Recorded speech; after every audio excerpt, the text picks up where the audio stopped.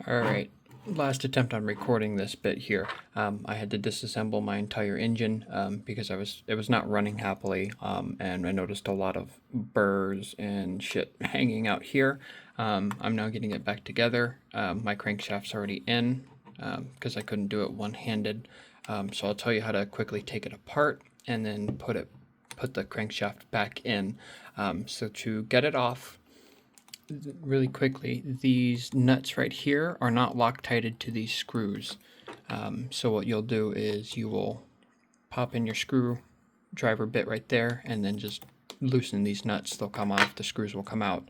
All of these do is simply keep that big center ball bearing or needle bearing, I'm not sure what it is, from rocking back and forth. It keeps your crankshaft center. So when those are out, what you'll do is with a rubber mallet, because they're press fit, they're quite tight in there, and they're quite tight in there because it's going to be hard to see. You can see the split right there. These giant bits here are two pieces that hug the crank. They do not roll on their own, they roll with the crank. And when you get the crankshaft popped out, do not try and take it out all the way because you can ruin these bearings, because these bearings are press fit in there and they typically glue them down. I hate it, but that's how they do it. There's two screws holding on the guide there, and you'll take out these two screws. You only need to take off the two front guide, I'm going to call them bearings, they're not bearings, but guide bearings. Once those come out, your crankshaft will easily just slide right out. You can do what you need to do. To put it back in, you'll slide the crankshaft almost all the way in, and you'll tighten down all three of these bolts. There's 2, 4, 6. And make sure they are tight. They need to hug that crankshaft or the ball bearings won't do what they are supposed to do.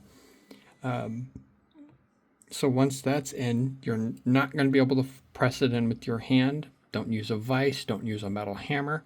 Take a simple rubber mallet and just tap this in lightly and your stuff will slide back in. Once it's back in, you're going to put in these screws first, because this will prevent it from walking any far forward. You can see there's a little bit of space there, and you want that space there. Once those are in, you can put these screws back in. You don't want them ungodly tight. You just want to make sure that when you do screw them back in, they stop. And that's how you know that the screws are in. Because these front ones... Actually, let me turn on my flashlight. There we go. It'll be hard to see. There's these two front ones that keep the ball bearing from walking this way. And the other ones are going to be really hard to see. But yeah, you're not going to be able to see them. The other screws are a lot shorter, and all they do is prevent your crankshaft from walking back this way. Your crankshaft should not have any wobble, should not have any play. It uses ball bearings, of course, in these 3 journals, a ball bearing right there, and a ball bearing right here. So this entire thing is supported by a ball bearing, and because it's partially drowned in oil, it'll stay plenty of lubricated. Once you have all of this back in, of course using your screw bit here and a wrench to tighten down that nut, you'll be good to go. They're not going to walk out, they're not going anywhere.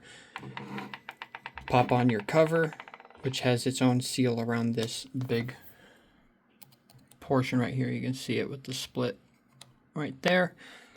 Put in your rear main seal. Be mindful there is a spring in that seal which compresses it onto the crankshaft to prevent it from leaking, and you'll have your crankshaft back in. Stay tuned for the next step, which will be the pistons.